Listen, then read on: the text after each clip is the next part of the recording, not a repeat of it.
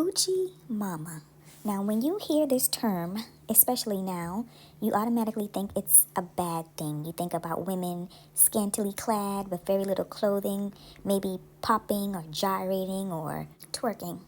When it comes to the destruction of a people, sometimes good and positive practices can be turned upside down to become something negative.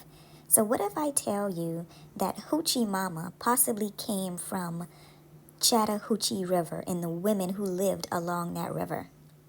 Now, the Chattahoochee runs through Georgia and it borders in a couple other states as well.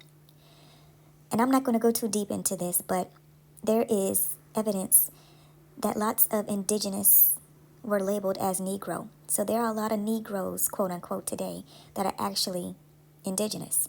But with that being said, the term Hoochie Mama has become a negative thing, and it most likely came from the people that lived along that river. The term has been reversed and used against a certain group of people. Mr. Alan Jackson, a country singer, also has a song that refers to the Hoochie or the Chattahoochee as well. Now, there was a very popular song by Two Live Crew back in the 90s, I believe, that made the term Hoochie Mama extremely popular. It was a term used to degrade black women. But if we just think a little bit, think about all the terms, the labels that we have been given, may not actually be a bad thing. It's just that they have been turned into a bad thing to make us think less of ourselves and operate in a low vibration. Now, I'm going to flip this a little bit and give you my other train of thought when it comes to terms like this, just like the N-word. These things are not originally negative, like I said, if you go back and you truly study the origin. And I do think that it's a good thing that sometimes we take our terms and our labels back and we make them what they're supposed to be. I have a very open mind now that I know we have so much repair to do in our communities. Even things like twerking. You can see women in other cultures, especially over on the continent of Africa, doing very similar dances. It's just that we have been so over-sexualized in the culture that we live in that we can't see anything past that.